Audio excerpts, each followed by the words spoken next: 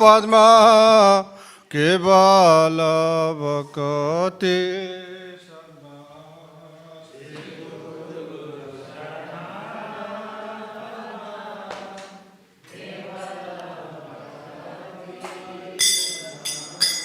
Banda Mohi Sabadana Mate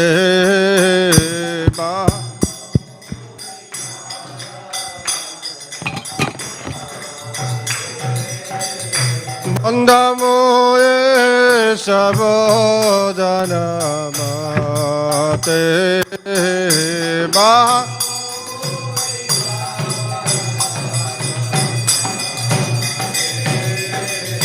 Jahara prasadeva ye bhava turiya jaha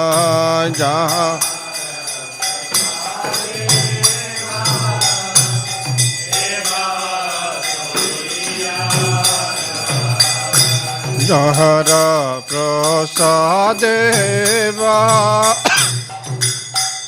ye bhava turiya jaha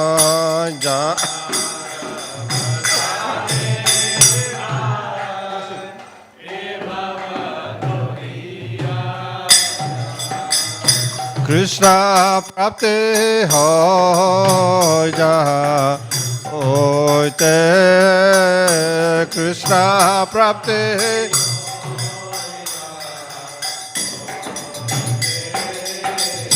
Krishna prapte hoy jaha Oite Krishna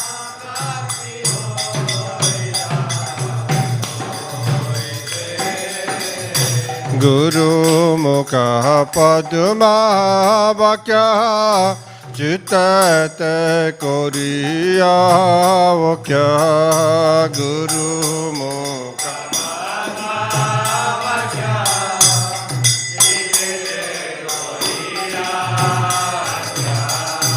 Guru Mukha Padma Vakya Chitte Kuriya Vakya Guru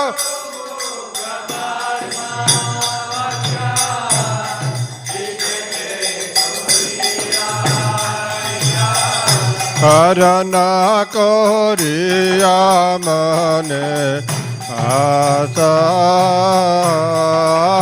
Harana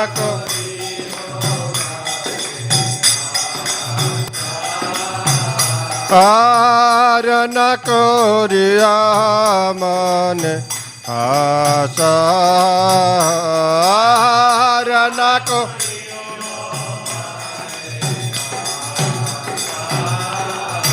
Shri Guru Charane Rate Yehi Se Utama Gati Shri Guru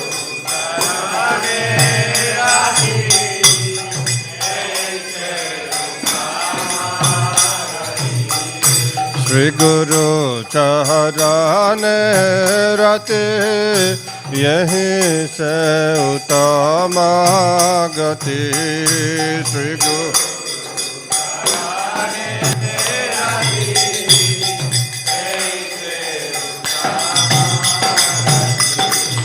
Jai Prasada Pura Sarma Asa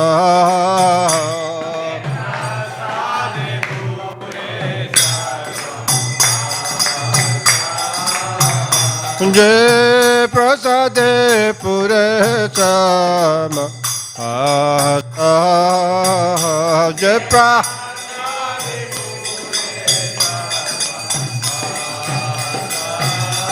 Chakurana dilo de janm jan mein Prabhu se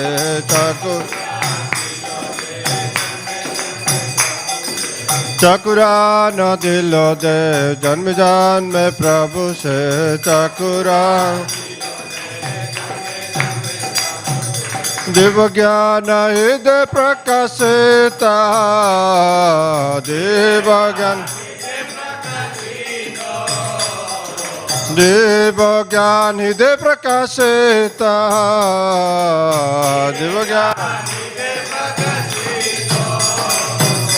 Prema Bhakti Jaha Vaite Abhija Vinasayate Prema Bhakti Prema Bhakti Javate Abhija Vinasayate Prema Bhakti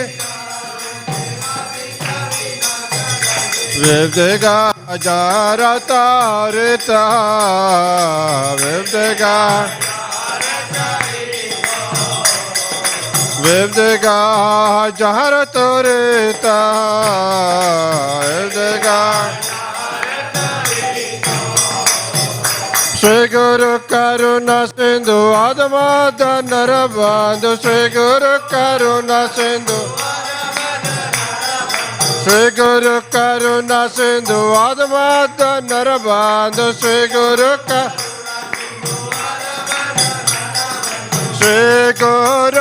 Karuna Sindhu Adamada Narabandhu Shri Guru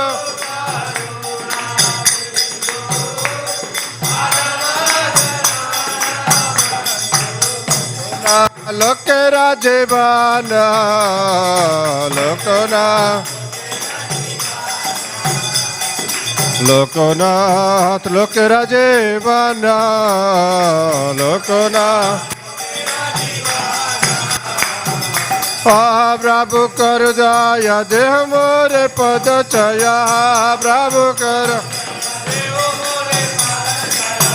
Prabhu Kar Jaya Deha More Pada Chaya Prabhu Prabhu Kar Jaya Deha More Pada Chaya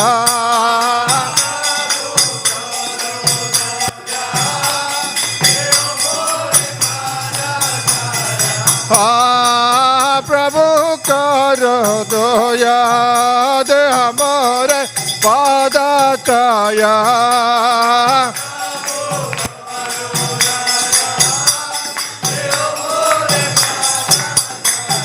Evdedas Kshetra Bhuvana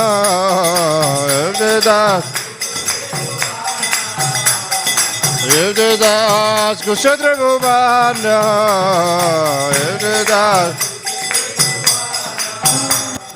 Jaya Prabhupada Prabhupada Prabhupada Srila Prabhupada Prabhupada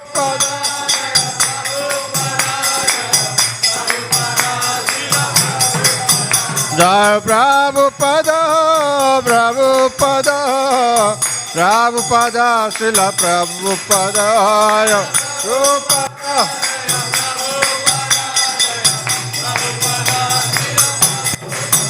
Jai Prabhupada Prabhupada Prabhupada Srila Prabhupada Prabhupada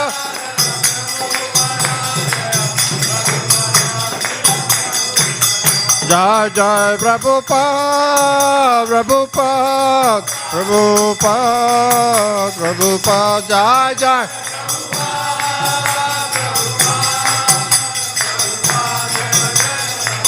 Jai Jai Prabhupada Prabhupada Prabhupada Prabhupada Jai Jai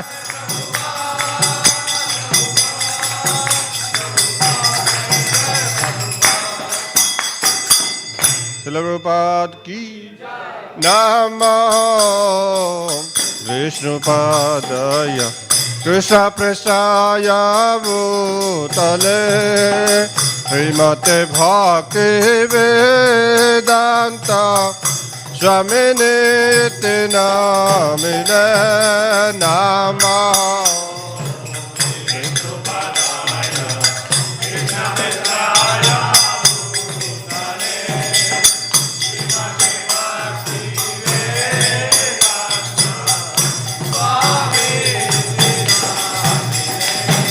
Namaste Saraswati Devi Gauravani Pracharine Nivishesha Sunyavadi Vasachadi Satarine Namaste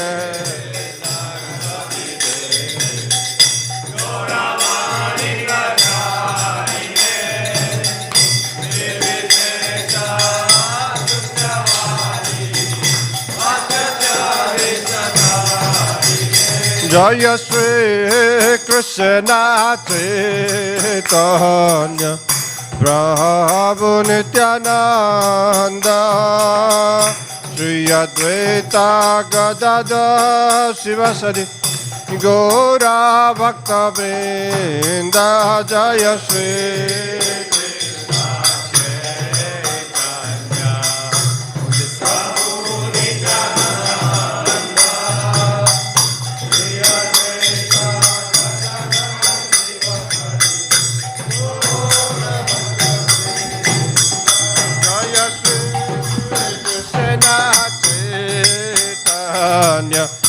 Prabhu Nityananda Shri Advaita Gadadhar Sivasadi Gaura Bhaktivedanta Jaya Shri Krishna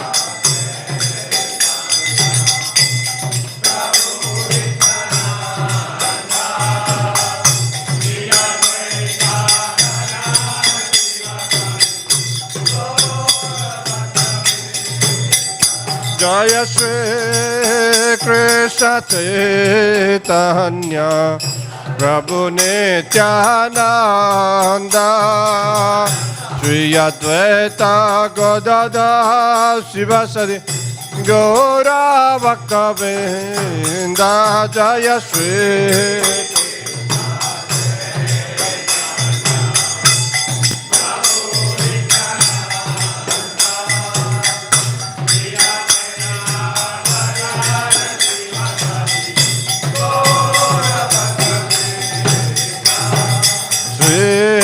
Krishna Chaitanya Prabhu Nityananda Shri Advaita Gadadhar Sivasadi Gaura Bhaktivedanta Jaya Shri Krishna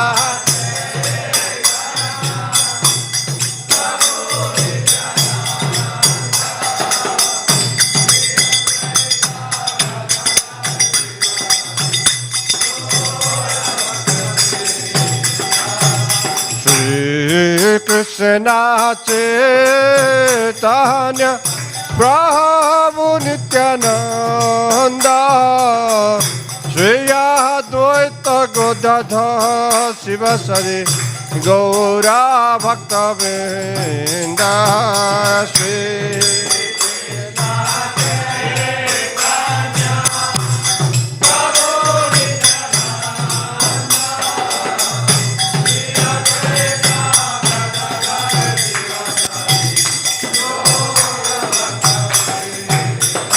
Jaya Gaura Bhaktivedanta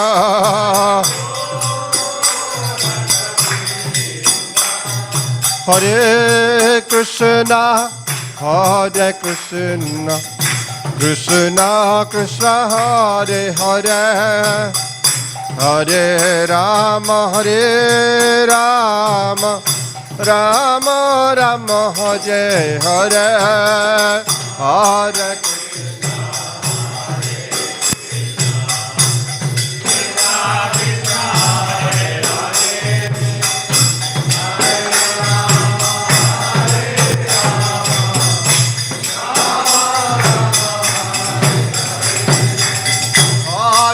Krishna, Hare Krishna, Krishna Krishna, Hare Hare, Hare Rama, Hare Rama, Rama Rama, Hare Hare, Hare Krishna.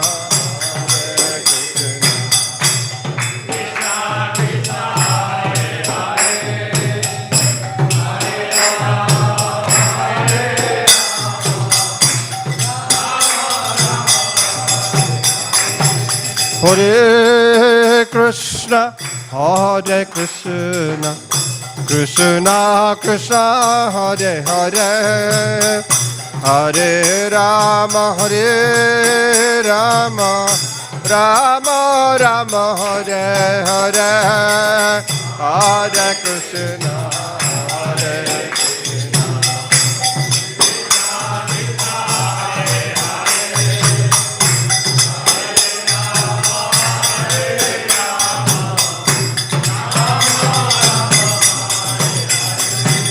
Hare Hare Krishna, Krishna Krishna, Hare Hare, Hare Rama, Ram Rama, Hare Hare, Hare Krishna, Krishna.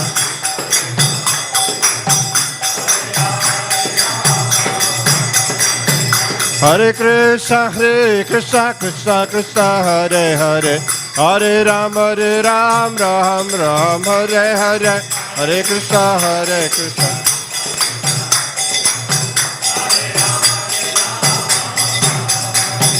Hare Krishna,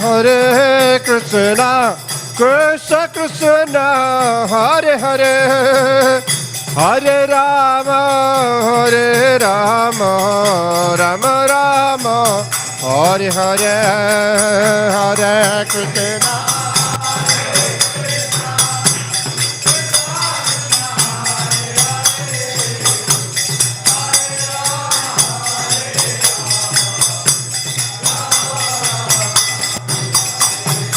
Hare Krishna, Krishna Krishna, Hare Hare, Hare Rama, Rama Rama, Hare Hare, Hare Krishna.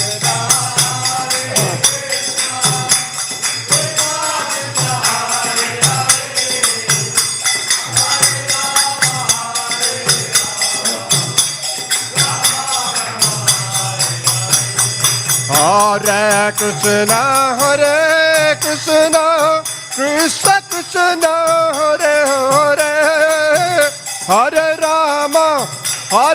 Rama, Rama Rama, Hare Hare, Hare Krishna, Krishna Krishna, Hare Hare.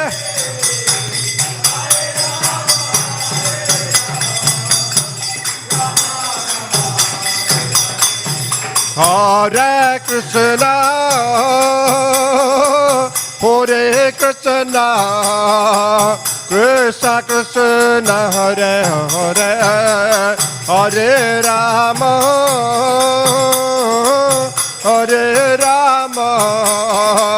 Rama Rama, Hare Hare,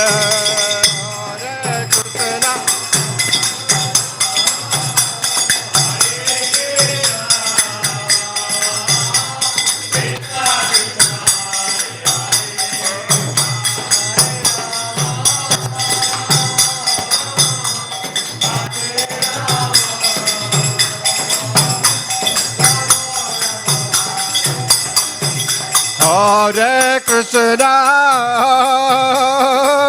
Hare Krishna, Krishna Krishna, Hare Hare,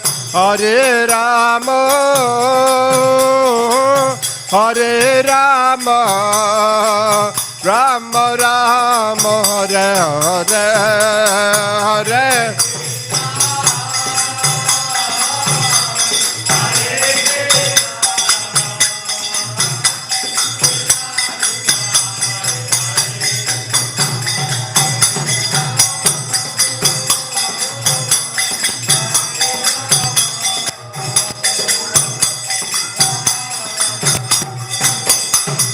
Hare Krishna, Krishna Krishna, Hare Hare, Hare Ram, Ram Ram, Hare Hare, Hare Krishna, Krishna Krishna.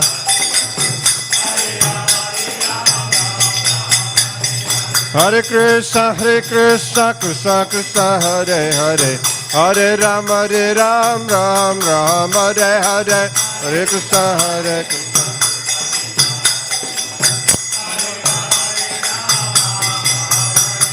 Nitai Guru Ribo, Ribo, Ribo, Ribo, Nitai Guru Ribo.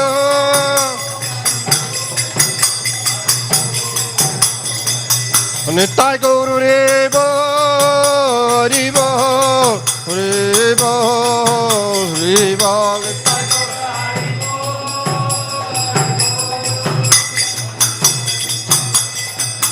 Jaya Jagannatha, Jagannatha, Baladeva Jaya Subhadra, Jaya Jagannatha.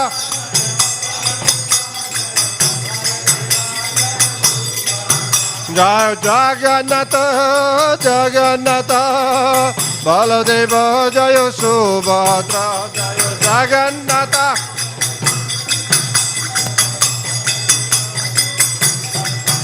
Jaya Radha Vallabha, Radha Vallabha, Sri Radha, Jaya Radha.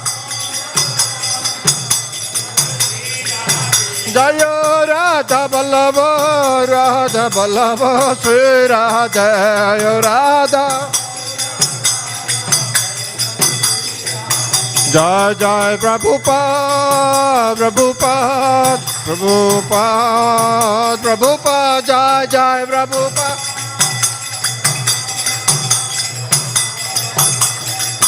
Jai Jai Prabhupada, Prabhupada, Prabhupada, Prabhupada, Jai Jai.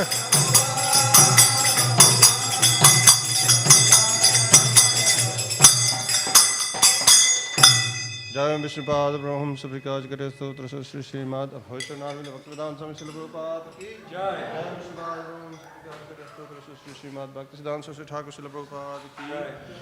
आनंद कोटि वैष्णव वृंद की नामाचार्य हरिदास ठाकुर की प्रेम सिखो श्री कृष्ण चैतन्य प्रभु नित्यानंद श्री गदाधर शिव गौर भक्त वृंद की श्री राधा कृष्ण गौ गोपीनाथ श्याम कुंड राधा कुंड गिरि गोवर्धन की श्री वृंदावन धाम की श्री मथुरा धाम की श्री मायापुर नावती धाम की श्री पुरुषोत्तम छत्र जगन्नाथपुरी धाम की गंगा जमुना मैया की भक्ति देवी तुलसी महारानी की हरिनाम संकीर्तन की समवेत भक्त वृंद की श्री श्री गौनिताय की श्री श्री जगन्नाथ बलराम सुभद्रा मैया की श्री श्री राधा वल्लभ दर्शनार्थी की मेलबर्न महाप्रभु मंदिर की शील प्रभुपाद की शील प्रभुपाद गुरु पूजा की जॉनिताय गोपीनंदे all glories to Srimad Bhāgavatam, all glories to Srimad Bhāgavatam, all glories to Srimad Bhāgavatam, all glory Guru and Gauranga.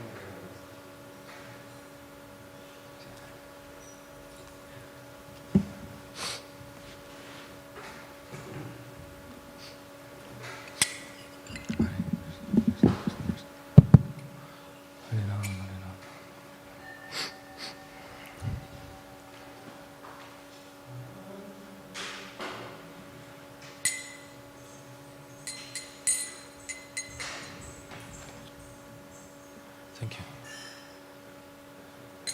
Thank you very much. Thank you very much.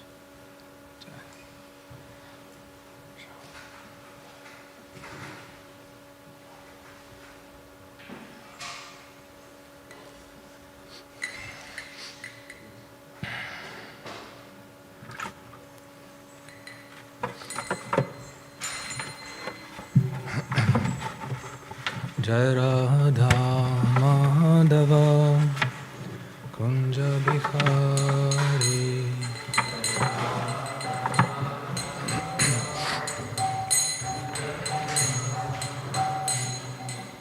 Jai Radha Madhava Kunja Bihari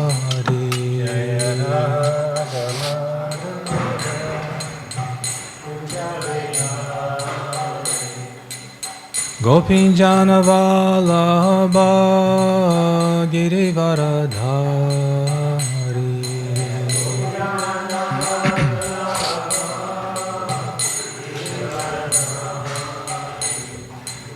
Gopinjana Vallabha Girivaradhari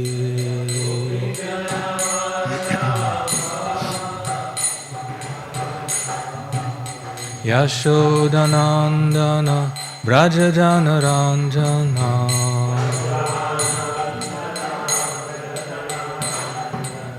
Yashodanandana Brajajana Ranjana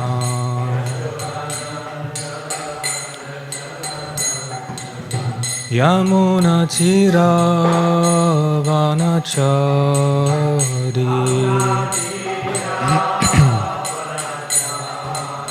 Yamuna Chira Vanachari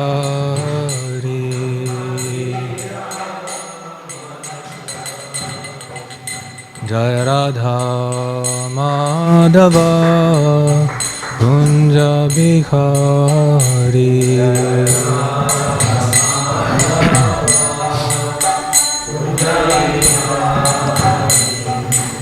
Gopinjana Vallabha Girivaradhari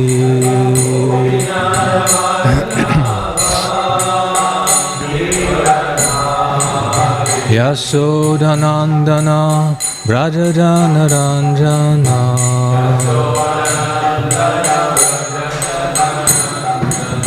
Yamuna Chira Vanachari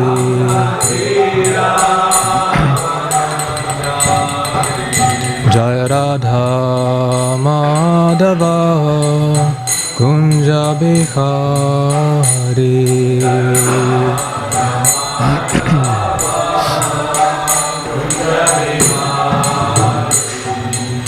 Gopinjana Vallabha Girivaradhari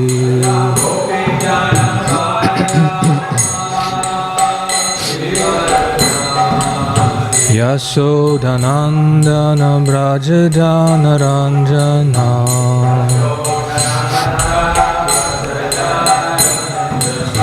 Yamuna Chira Vanachari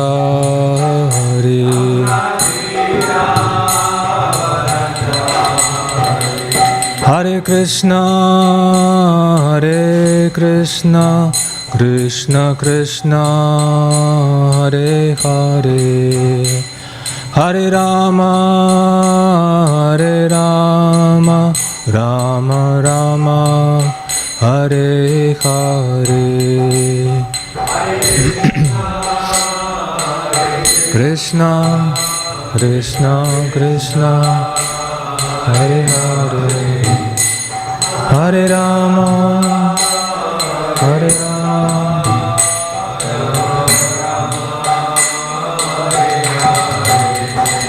Hare Krishna, Hare Krishna, Krishna Krishna, Hare Hare, Hare Rama, Hare Rama, Rama Rama, Hare Hare.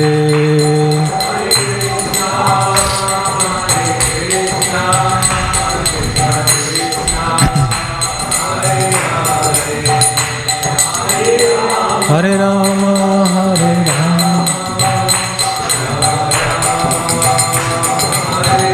Jaya Jaya Prabhupada, Prabhupada, Prabhupada.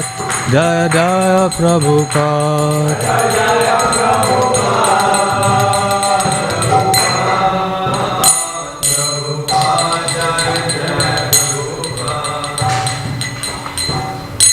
Jaya Vishnupada Paramahamsa Parivrajaka Shtatarashata Śrīmad Bhāgavatam Abhay Charan Ravinda Bhaktivedanta Swami Srila Prabhupada ki Jai. Jaya Vishnupada Paramahamsa Parivrajaka Shtatarashata Śrīmad Bhāgavatam Srila Bhaktivedanta Saraswati Goswami Maharaja Prabhupada ki Jai. Ananta Koti Vaishnava Vrinda ki Jai. Granta Raj Śrīmad Bhāgavatam ki Jai. Samaveta Bhakta Vrinda ki Jai. Gaura Premanande. All glories to assembled devotees, all glories to assembled devotees, all glories to assembled devotees, all glories to Shishi Guru Shri Gauranga.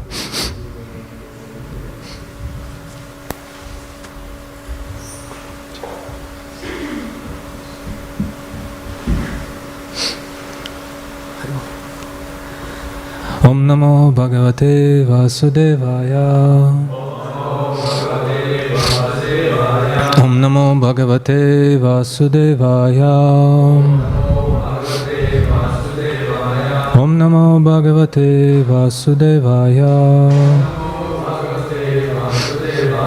Narayanam Namaskritya Naram Chaiva Narottamam Devim Sarasvatim Vyasam Tato Dayamudirayat Nashta Prayesha Badrashu Nityam Bhagavata Sevaya Bhagavat Sutama Shloke Bhaktir Bhavati Naishtiki.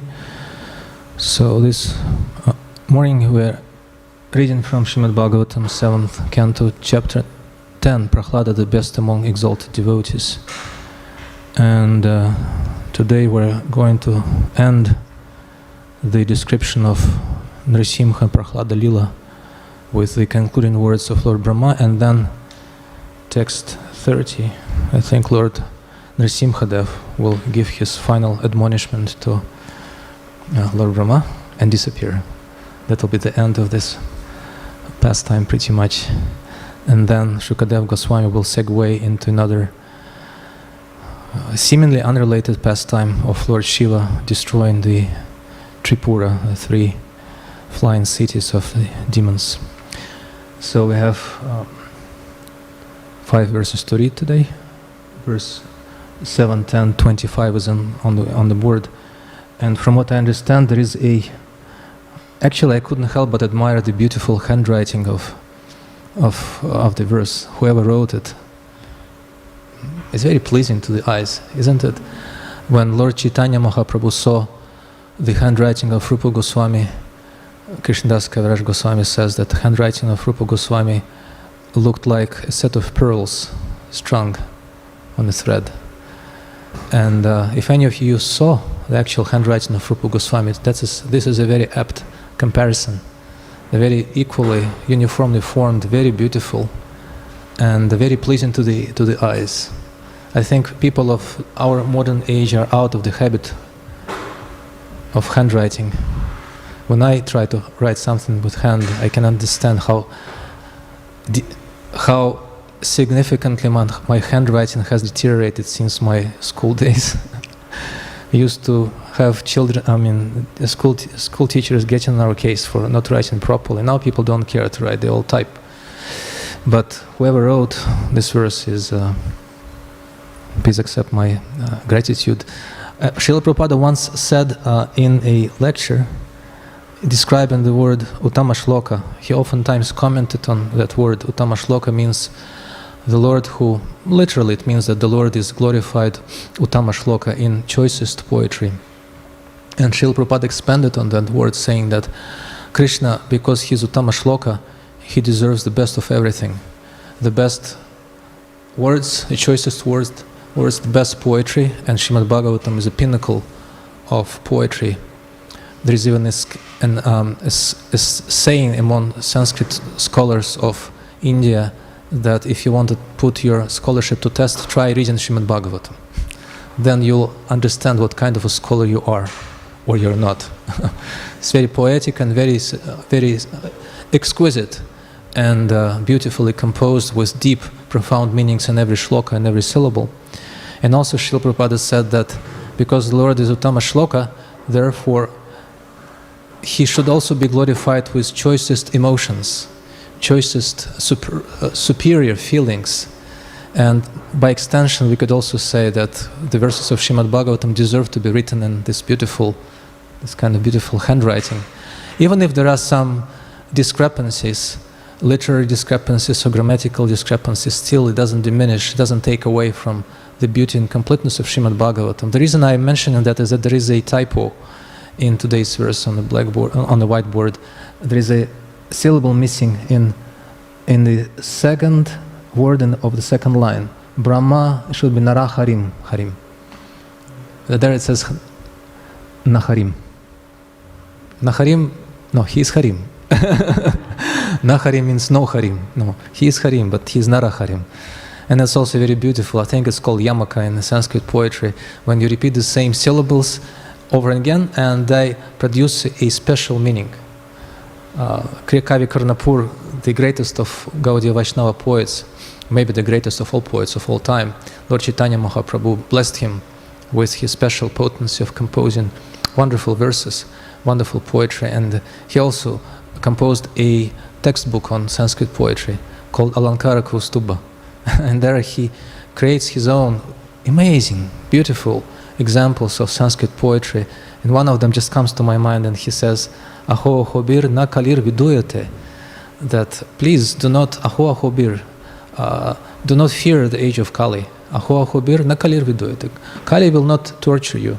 It will not cause you any disturbance. Aho ahobir, it's yamaka. Yamaka means you repeat the same word again, but it means different things. Aho means oh.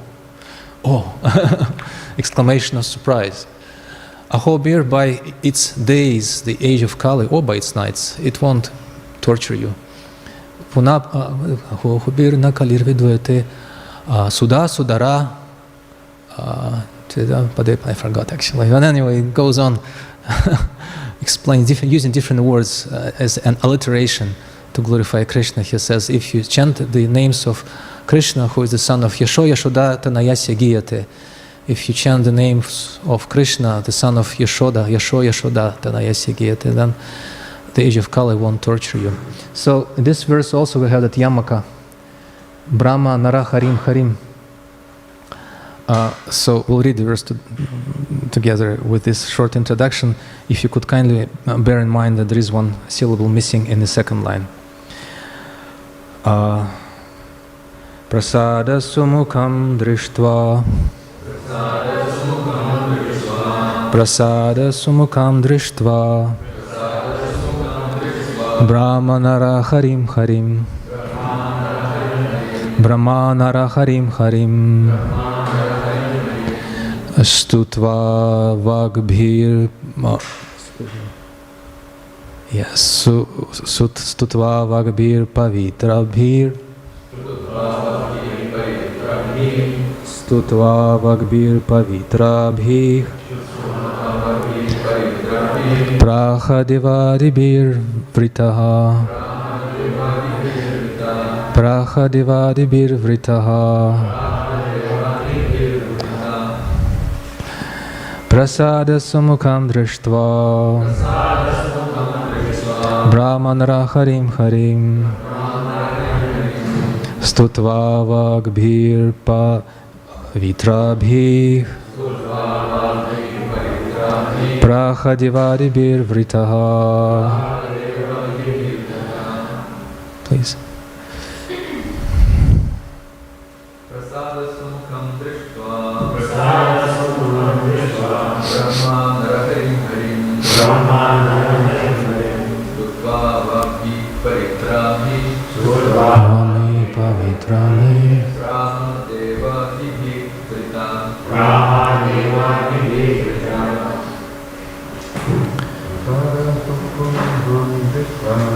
Samukam Drishtva Harim Harim Dvavagvi Pavitrabhi Adivadibir Vritaha. Vaishnavis, please. Sadhasamukam Drishtva Bhavanara Harim Harim Bhavagvi Pavitrabhi Brahadivadibir Vritaha. Sadhasamukam Drishtva Manara Harim Harim Bhavagvir Pavitrabhi Ahadivadibir Vritaha. Word for word. Prasada Sumukam, whose face was bright because the Supreme Lord was pleased. Drishtva, seeing this situation. Brahma, Lord Brahma. Naraharim, unto Lord Nrsimhadev. Harim, the Supreme Personality of Godhead. Stutva, offering prayers. Vagdbihi, by transcendental words. Pavitra bihi, without any material contamination. Praha, addressed the Lord. Deva adibihi, by other demigods. Vritaha, surrounded. Translation and purport by His Divine Grace A.C. Bhaktivedanta Swami Srila Prabhupada Ki Jai. Lord Brahma, surrounded by the other demigods, was bright-faced because the Lord was pleased. Thus he offered prayers to the Lord with transcendental words. There is no purport to this verse, and the next purport is to, the closest purport is to verse 26, but if I could, with your permission, read one statement by Srila Prabhupada as a commentary with his own words to this verse. Lord Brahma in this verse is just about to offer prayers to the Lord with transcendental words. Vabhihi Pavitra Bihi. Srila Prabhupada translates Pavitra Bihi as by the words that are without any material contamination. And in doing so, Lord Brahma was also very bright-faced. Srila Prabhupada explains, repeating the words of Prahlada Maharaj in early chapters, that whoever happens to please the Supreme Personality of Godhead becomes naturally beautified by the presence of the Lord's transcendental pleasure. Prahlada Maharaja gives a very nice analogy. He says, just like a person who is standing in front of a mirror and decorates himself or herself, by looking in the mirror, the reflection in the mirror doesn't require to be decorated separately. It automatically reflects the change of condition of the face of the person standing in front of it. Similarly, Prahlada Maharaj says, and Srila Prabhupada oftentimes quotes that statement, whoever pleases the Supreme Personality of Godhead becomes naturally beautified. Like Devaki, when she bore the Supreme Personality of Godhead in her heart, having received him from Vasudev, she became so beautiful that even Kamsa, Maharaj yesterday described in a very vivid and inspiring way the connection of Kamsa with Krishna and how Krishna dispatched of Kamsa. Interesting that it must be on purpose that Bhagavatam doesn't even dwell on Kamsa's death more than for 2 lines, not even complete shloka. The demons that Kamsa sent to Vrindavan were given very lengthy and detailed descriptions of their tussle with Krishna, how Krishna engaged with them and how he spent time with them and had a lot of fun with them, like with with Dhanukasura, for instance. But Kamsa, Krishna just jumped on him, kicked him, and that was the end of Kamsa. So, but even Kamsa was able to see the beauty of of Devaki when the Supreme Personality of Godhead manifested in her and in Vasudev. She became so bright, so effulgent that Kamsa understood, my end is near. And similarly, whoever happens to bear Krishna, carry Krishna in his or her heart, becomes a receptacle of his glories and his beauty, naturally.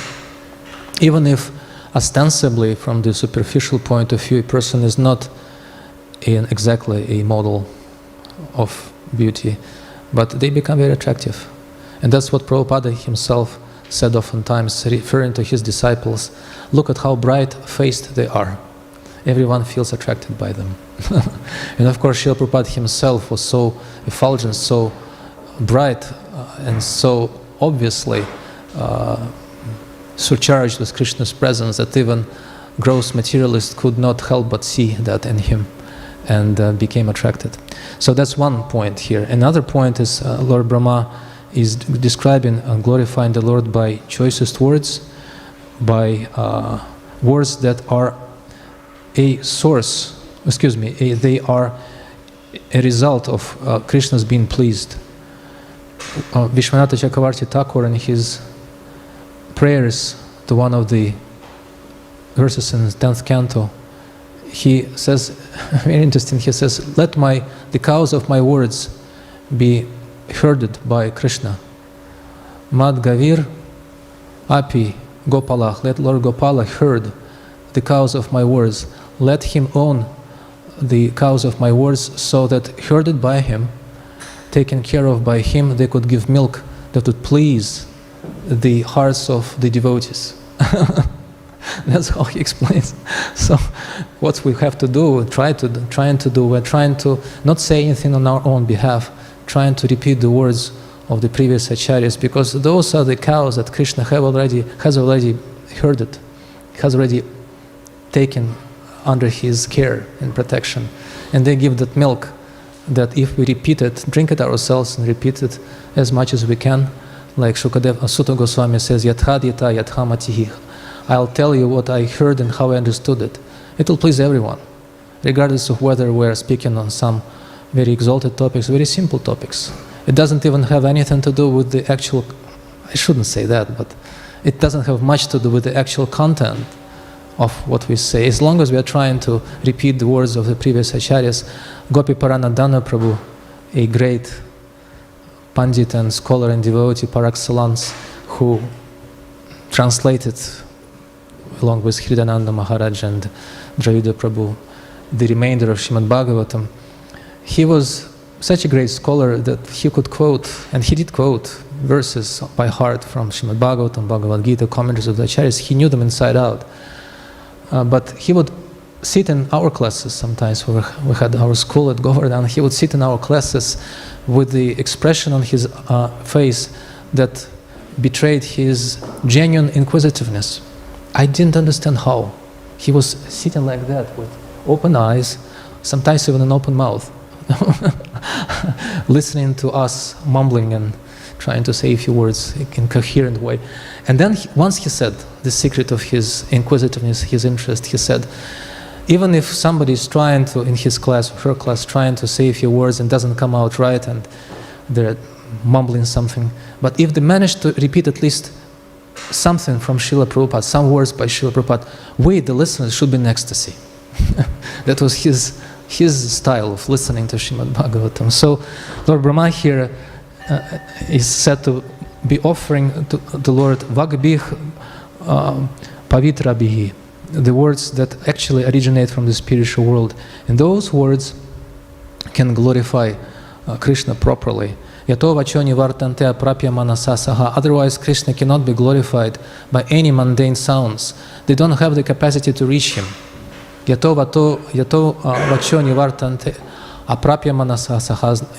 means that material words and material mind, they fail to reach the Supreme Lord and they come back ashamed, of their inability to reach him.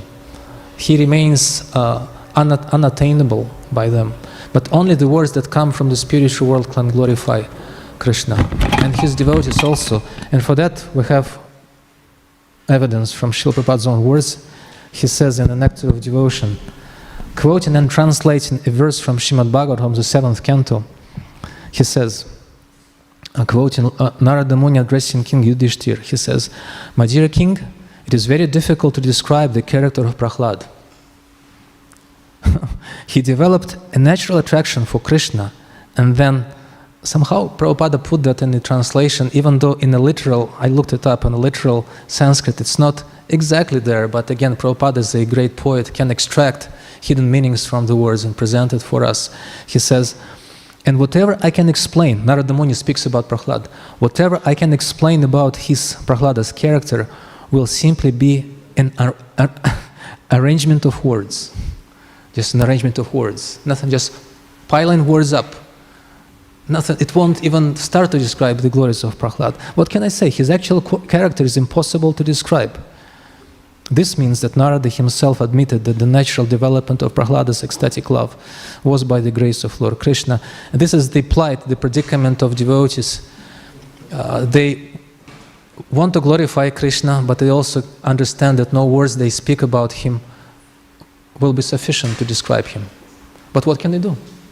In their desperation and their helpless desire to glorify Krishna, like Bhaktisiddhanta Saraswati Thakur once was present at an assembly of scholars. He was invited to deliver a lecture, and in his presence Lakshmi Devi was glorified. Yesterday Devamrita Maharaj also spoke about the glories of Lakshmi Devi through the mouth of Parvati, because they're friends. And also they're inseparable in a sense, because Parvati is called Jagal Lakshmi. She is the Lakshmi of this material world. She's just like a reflection of Mahalakshmi of the spiritual world.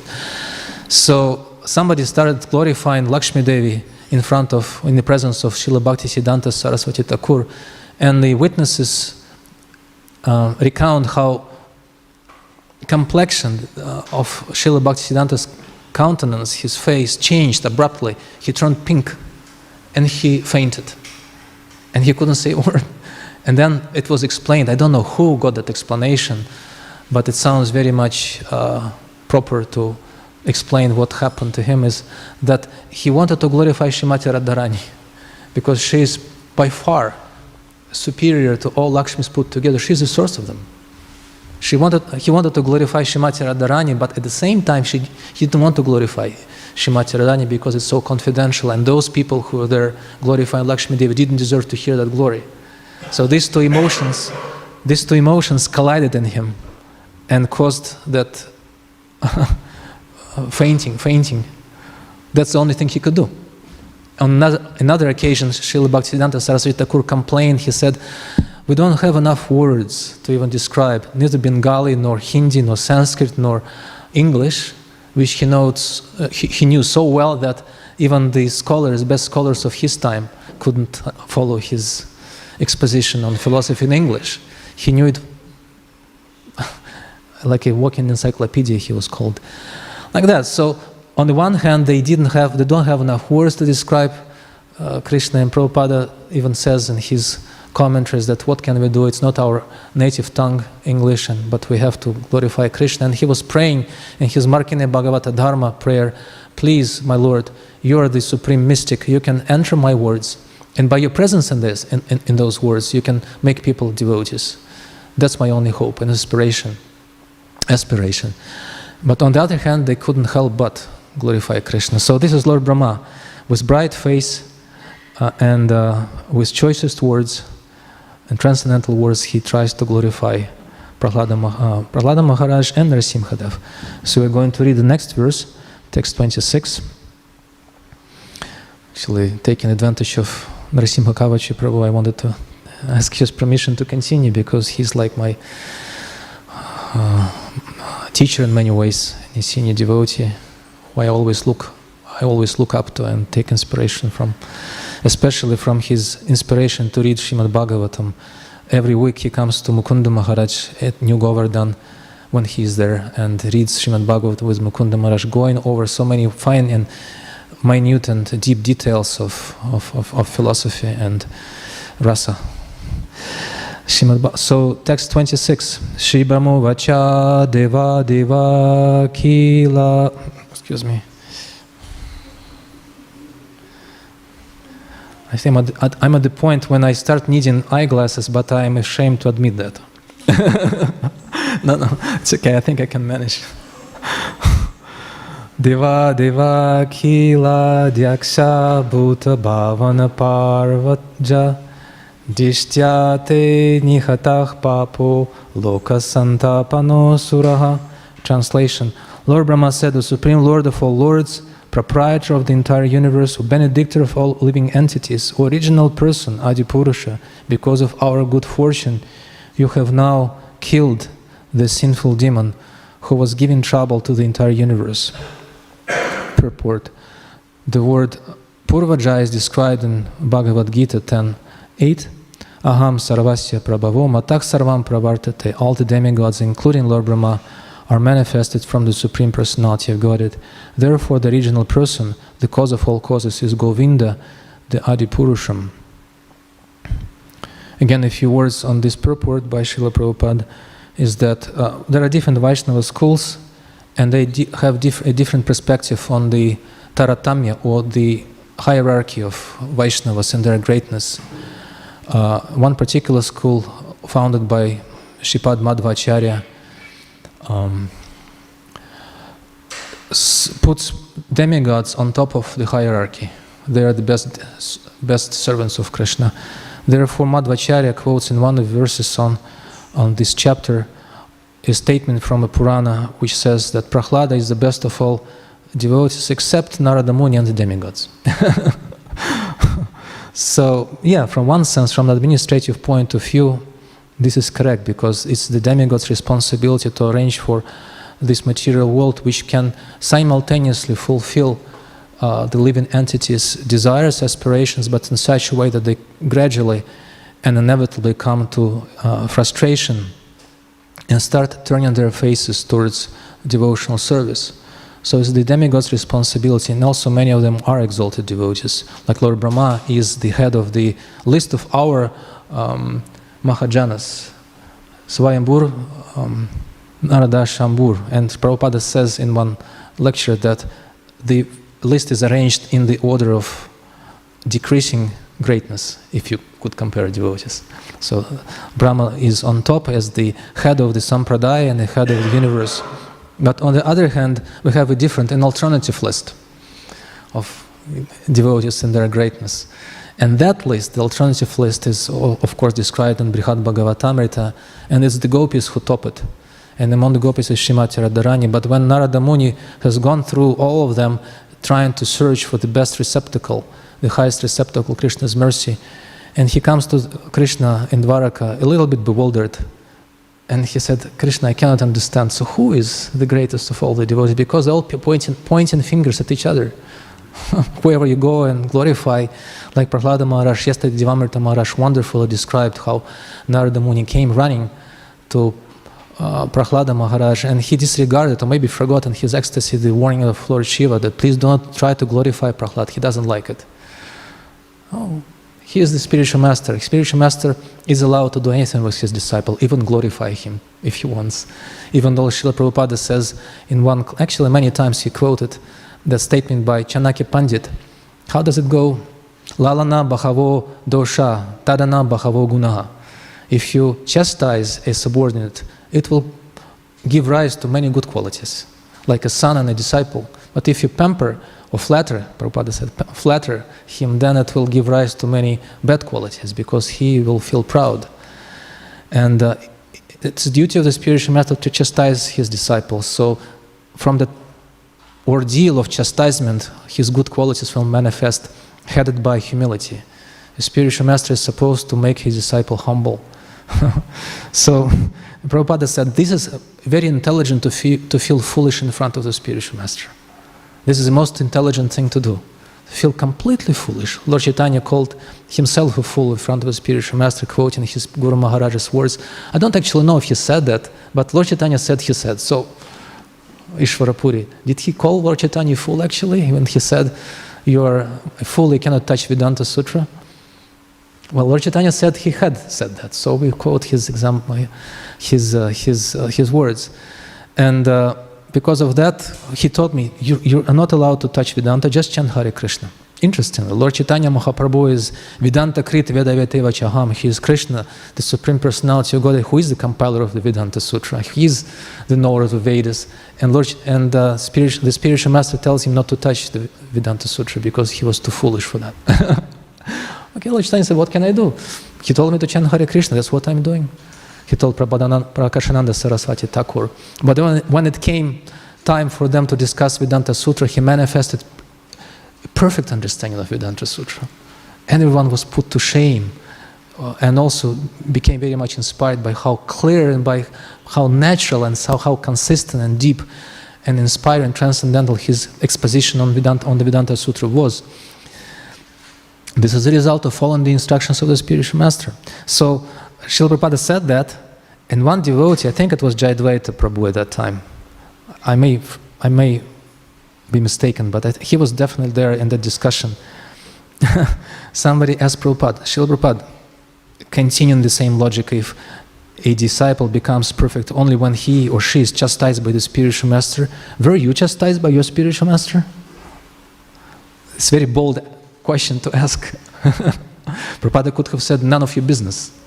But he didn't say that. He said, oh yes.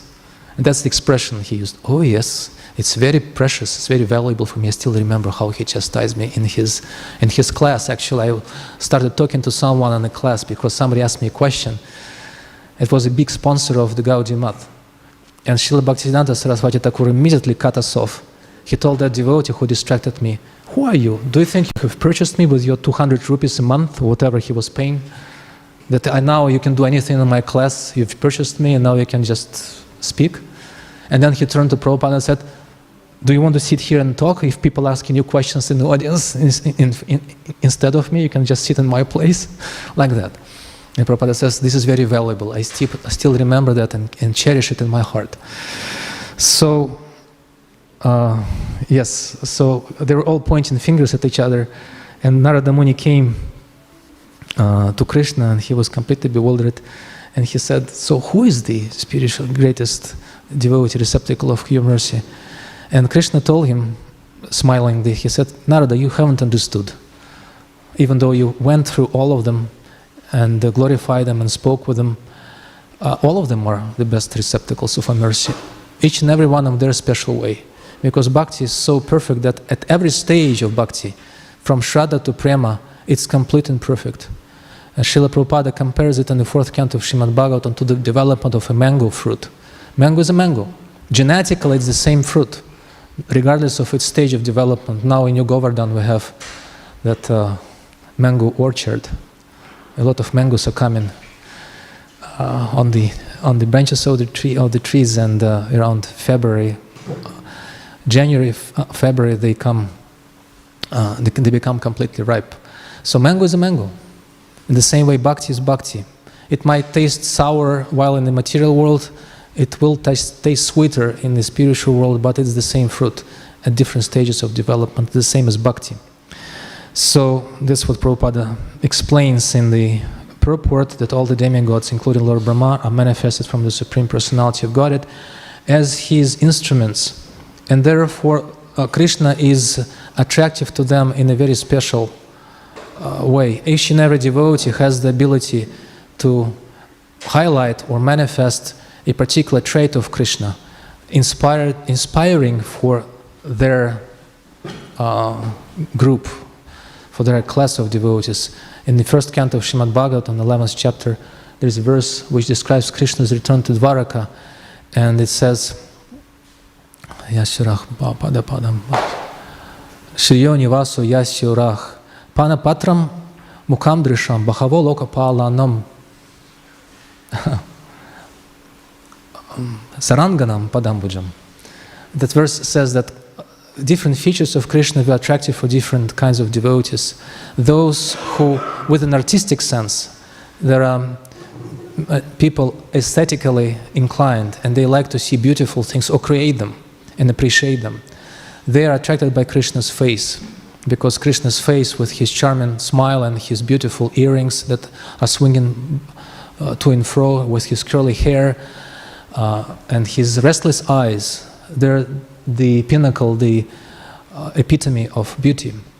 Then those who are inspired to take shelter of Lakshmi Devi are meditating on Krishna's chest, because that's where she takes her residence, permanent residence. Her permanent residency permit is there on the chest of Krishna, as the curly hair, the golden hair, curl of golden hair on his chest. And the demigods are mentioned here, Lokanam, Bhavaloka Palanam, they're meditating on Krishna's strong arms that carry different weapons. And probably Krishna doesn't wash his weapons that were used for killing demons, so the stains of blood on his Kaumadaki club inspire and reassure demigods that don't you worry, I'll deal with the demons. You don't have to be in anxiety. Sometimes devotees, demigods do get in anxiety, and they are trying to, Krishna creates a drama of playing like with Varahadev, and he appeared to be almost losing to Hiranyaksha.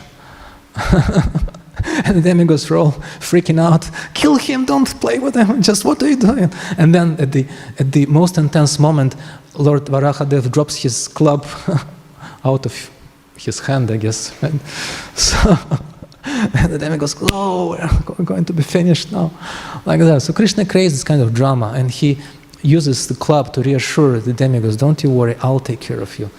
But the most, how do you say that? The most perceptive devotees, the most introspective devotees, they're described by the word saranga. Saranga means those who know where the essence is and they go for that essence.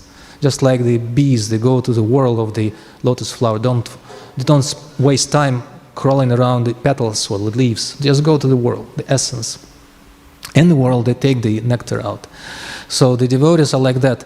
Those who know the essence seekers, sarangas, they seek the essence, and they also, saranga means those who glorify the essence. They speak only about Krishna, the essence of all existence, the one who gives everything flavor, and everything is maintained by him. In the 11th canto of Śrīmad Bhāgavatam, Krishna is compared to the fibers of a lotus stalk. You have the lotus flower that grows out of the depth of a pond from the mud, and then it penetrates the water and then surfaces, and then actually goes above the surface of the water and then blooms.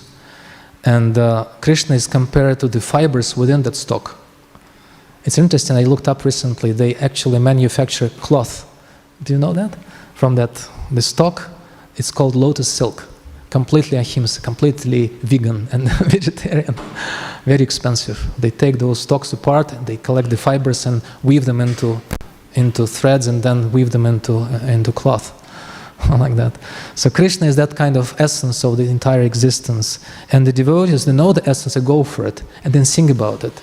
And Prabhupada explains why they don't spend time, why they don't become attracted to Krishna's face, or Krishna's hands, or Krishna's chest. Because all of Krishna's parts are completely beautiful and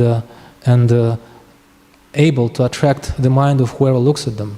They're indispensable, they're, exchangeable. That's what I want to say. And that's what the gopis feel sometimes wherever they look at Krishna's eyes, or at Krishna's hands, or his palms, or his chest, or his navel, they become stuck. They cannot take their eyes off that part of Krishna's body. So why do devotees, sarangas, they go to the feet? Prabhupada explains. Because they're very clever. Krishna in the 11th canto of Śrīmad Bhāgavatam says that devotees are so clever, they're very clever. They take their temporary, miserable material life, they offer it to me in devotional service, and in exchange for that miserable material life, unpredictably short, they get an eternal life full of bliss and knowledge in the spiritual world. What a beautiful trade-in, right? There is a trade-in scheme. You take your old phone, turn it in and get, what, $20 or $50 towards the new phone. But devotees are very smart. They take their miserable, short material life. They think it's miserable. Actually, it's not miserable. And then give it to Krishna in devotional service, and in exchange for that, immediately they get the eternal life full of bliss and knowledge, even in this world. Like that. So devotees, when they worship Krishna's feet, Prabhupada explains, they get everything. Because when they take shelter of Krishna's feet, you can try yourself. If you ambush a devotee and catch his or her lotus feet by bowing down on the floor, then the first thing the devotee will do is, what will he do, or she? They'll look down upon you. First, who is that? Then they will bow down, they'll grab you by the hands and lift you from the floor and embrace you by pressing you against their chests. So you'll get all four in one go. The feet, the chest, the hands, and the smiling face of Krishna, like that. So the demigods are the best devotees in the material world, but devotees like Prahlada Maharaj and the gopis do not belong to the material world. That's why they're on a separate list of hierarchy. Text 27. Yasa labdva varo matto navadyo mama shrutibihi tapo yoga balonadhah samasta nigaman ahan. Translation: the demon Hiranyakashipu received from me the benediction that he would not be killed by any living being within my creation. With this assurance and with strength derived from austerities and mystic power, he became excessively proud and transgressed all the Vedic injunctions. Text 28. Dishtya tanayah sadhur maha bhagavator bakaha tvaya vimochito mrityor dishtya tvam samito dhuna. Translation: by great fortune, Hiranyakashipu's son Maharaja Prahlada has now been released from death. For although he is a child, he is an exalted devotee. Now he is fully under the protection of your lotus feet. And the last verse we read today is the 29th verse with Srila Prabhupada's commentary on it. Etad vapuste bhagavan dhyayatah paramatmanaha sarvato gop... Excuse me. Sarvato goptri sa... I cannot read it. Sarvato gopir sa... Asantrasat, okay. Sarvato gopti santrasan brityor api jigram sataha. Translation: my dear Lord, the Supreme Personality of Godhead, you are the Supreme Soul. If one meditates upon your transcendental body, you naturally protect him from all sources of fear, even the imminent danger of death. Purport by Srila Prabhupada. Everyone is sure to die, for no one is excused from the hands of death, which is but a feature of the Supreme Personality of Godhead, Mrityu Sarva Harashchaham. When one becomes a devotee, however, he is not destined to die according to a limited duration of life. Everyone has a limited duration of life, but a devotee's lifetime can be extended by the mercy of the Supreme Lord, who is able to nullify the results of one's karma. Karmani nirdahati kintu cha bhakti bhajam. This is the statement of Brahma Samhita 5:54. A devotee is not under the laws of karma, therefore even a devotee's scheduled death can be avoided by the causeless mercy of the Supreme Lord. God protects the devotee even from the extreme danger of death.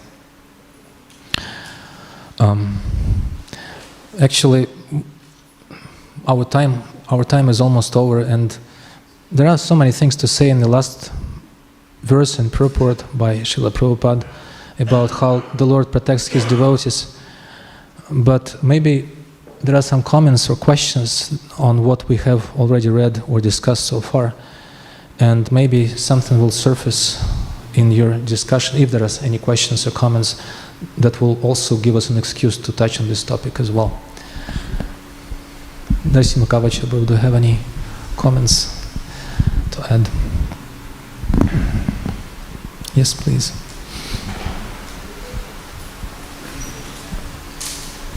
Do you have a microphone?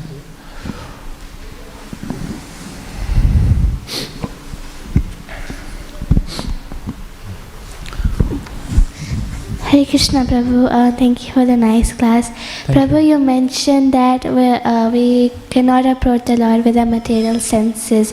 But we see when we're doing the services in the temple, we're mostly using the body. Like when we're cleaning, we're using our hands to broom the floor. So how do we understand this? Thank you for the question. The question is, it was mentioned that we cannot serve the Lord with material senses. And so how do we actually serve in the temple when all we have is our material senses? They appear to be material. The senses, the mind and the body, karmendriyas, jnanendriyas, they appear to be material, but when we engage them in Krishna's service by the instructions or inspiration from devotees, they become spiritualized. On the level of sadhana, that's all we have. Kriti sadhya bhavet sadhyas bhavasa sadhana bida nityasi dasya bhavasya prakatyam hridi sadhyata. Sadhana bhakti is what we're engaged in, is characterized by us using the material senses in the service of Krishna on the instruction, on the order of the spiritual master and devotees, and by doing so we become purified and spiritualized, and the senses become qualified, purified enough for Krishna to accept them as spiritual enough. And this is what Lord Chaitanya Mahaprabhu himself says in his discussions with Haridas Thakur and Sanatana Goswami. He says, Diksha Kali Bhakta Kare Atma Samarpan Sei Kali Krishna Kare Tari Atmasam.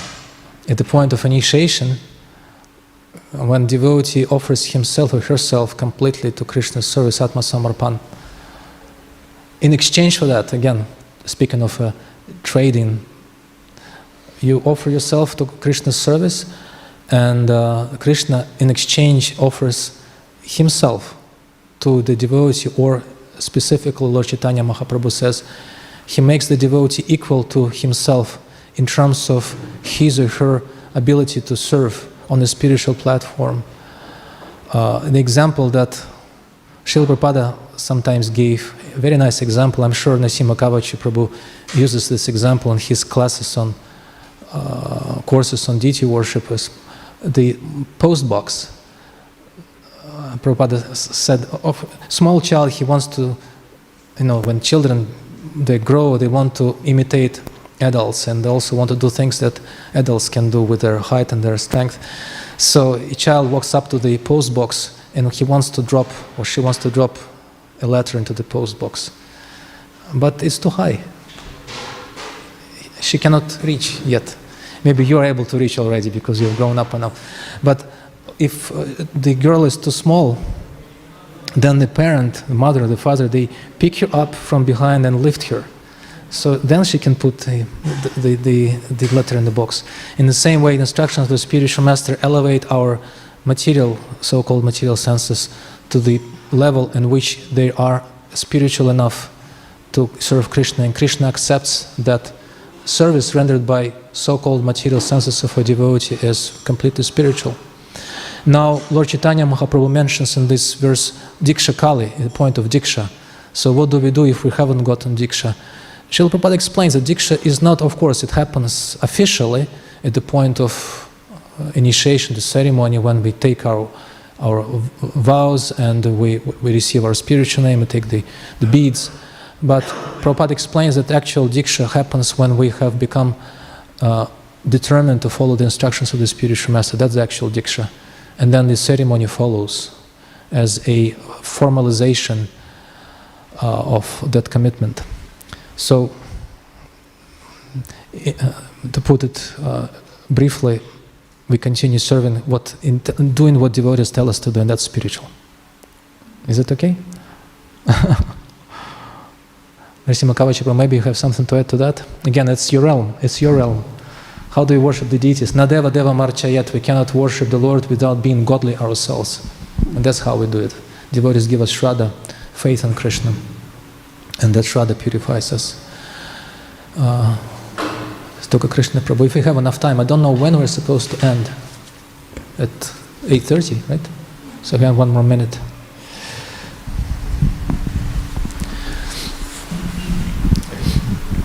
Actually, I wanted to conclude after Stoka Krishna Prabhu asks his question. If I have anything to say in response, I have one quote which I wanted to conclude this discussion with, because we didn't have time for all we wanted to say. I'll just conclude with that statement after you. Pardon me? Go to 9. Really? No, I think it's 8:30. Is it? Anyhow. Please talk to Krishna. You've got plenty of time. All right, so my question is about the last purport that you read, and that is, Srila Prabhupada makes a point that the Supreme Lord protects the devotee from the imminent danger of death. And he makes almost a blank statement here saying, God protects the devotee even from the extreme danger of death. And that seems to apply to, in every case, in every circumstance. But at the beginning of this purport, Srila Prabhupada says, everyone is sure to die, for no one is excused from the hands of death. So, in what circumstances does the Lord protect His devotees from that danger? Because we have seen in our practical lives now, in the current lives, even in the current situations, that some devotees have been killed in what seems to be unfortunate circumstances, and they, it seems as if they were not protected. So, what is the qualification, I guess, to be protected by the Lord in that way, and what is also the significance of being protected from the death of the temporary material body, because that is sure to die anyway. Well, thank you. It's a very profound question. And it's a good catch. Prabhupada says everyone is sure to die, and devotees do die. They only also die, even in the Bhagavatam, they die not just of natural causes, like they say recently, the Secretary of State of the United States died at age of 100, of natural causes, they say. It's always unnatural. I mean, it's natural for the body to be dead anyhow, so for the body it's unnatural to be alive. It goes back to its natural state of being dead matter. But it's interesting how Krishna himself says, Kauntiya pratijani hinami bhakta pranashyati, please declare it boldly, Arjuna, that my devotees will never perish. But devotees do die. How do we resolve these two seemingly incompatible statements? Because Krishna has a different definition of death. It's for us, in our eyes, death is the separation of the soul from the body. That's how we define death. Not even just from the body, from the gross body, because the soul doesn't get separated from the subtle body so easily. It keeps on lingering and retaining and carrying the impressions lifetime after lifetime. So it's a very kind of superficial death. But Krishna doesn't define death like that. If he did define death like separation of the soul from the body, it would have been a curse for a devotee. Can you imagine? It says, okay, my devotees will never separate from the material body. They will always stay in that body, no matter how old and useless it is. It's a curse. It's not a blessing, it's a curse. Right?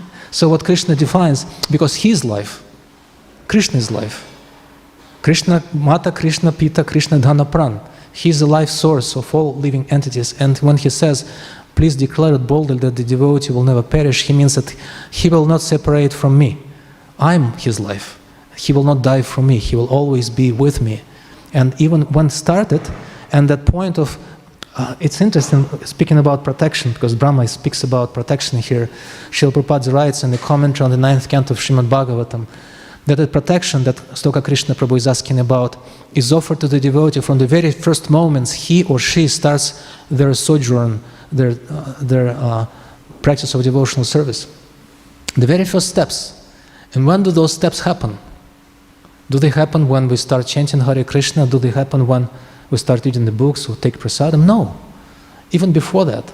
Muchukunda says, as soon as a devotee enters our life, even unknown to us, maybe we were traveling by a tram and a devotee was standing next to us, that geographical proximity of a devotee is sufficient to start orienting us towards devotional service. He says, as soon as devotees enter our life, when they come to us, liberation comes with them. You're already liberated. So from that point of view, Prabhupada's purport is very, how would I say that? I don't want to say, I use the word tricky, but it's what's the best word to describe? Poetic. Okay. He says that a devotee might have his or her fixed duration of life, but Krishna can arrange it in different ways. He can extend it, I should say, both ways. He can extend it towards an extension of his lifetime in this world, but he can extend it the other way.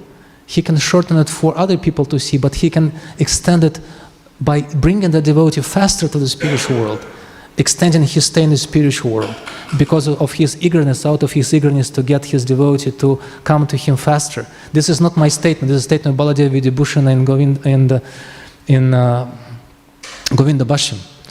He says that the Lord becomes so eager to get his devotee back to the spiritual world as soon as possible that he arranges in the life of his devotee things that might appear to be unfortunate accidents or disease or some other and there are reasons for that also, besides his eagerness to get his devotee faster to him.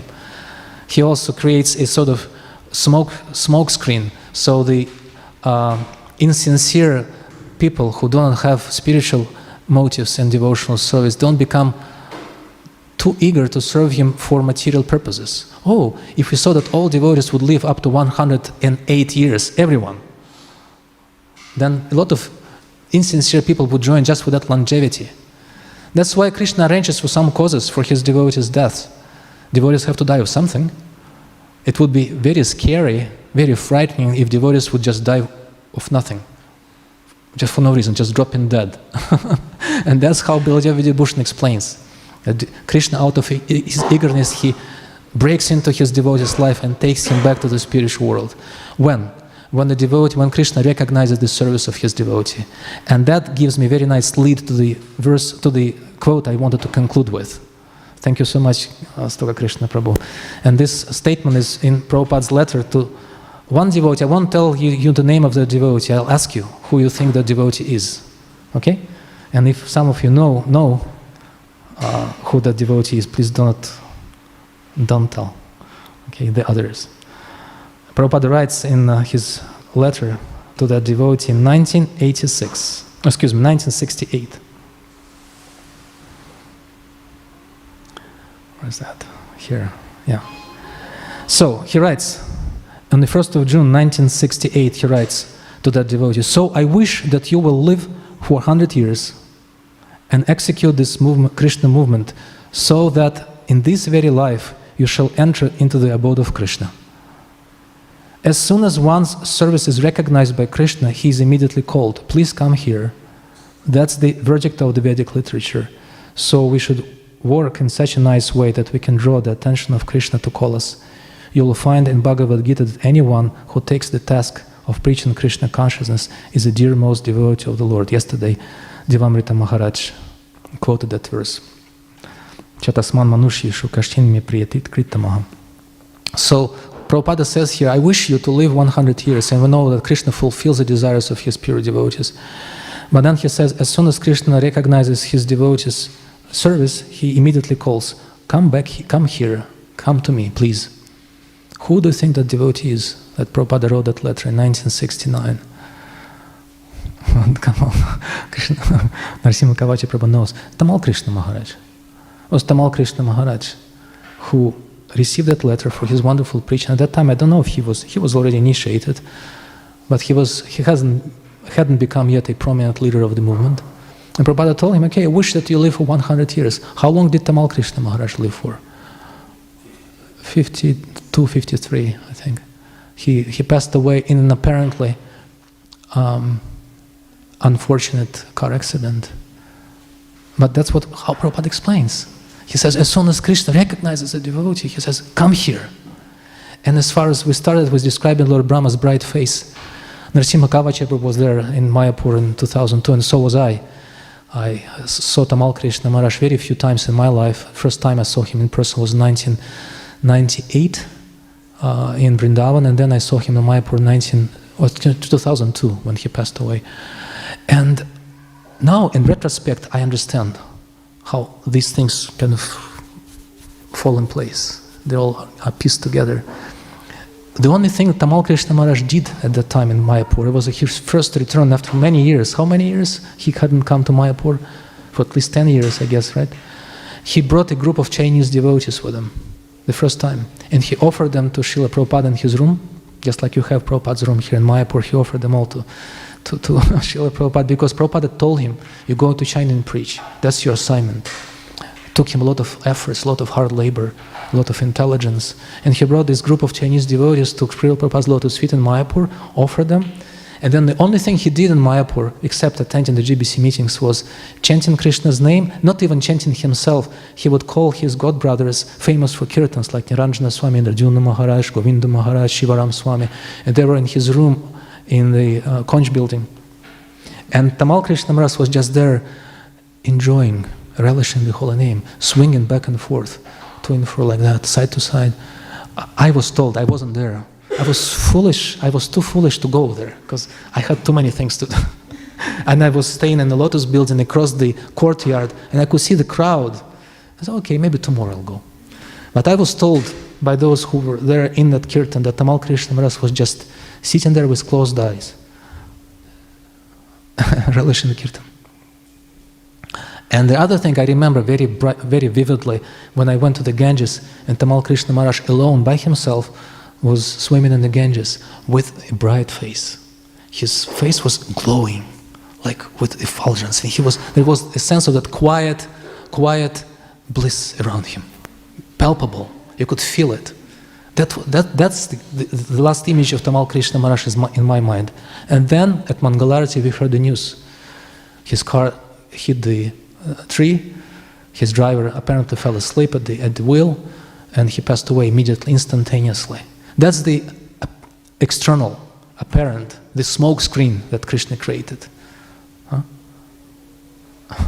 And the actual content, the actual purpose of that is described here by Prabhupada in his letter. As soon as Krishna recognizes his service, come here, and I'll speed things up for you.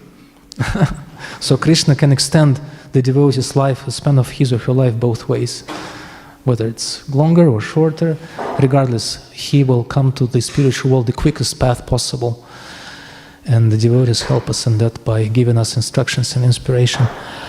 Thank you so much for your kind attention. I have nothing else to say. Even what I have already said, I shouldn't have said, I guess, because I should have listened to some of you, but I wasn't given that option, so please forgive me.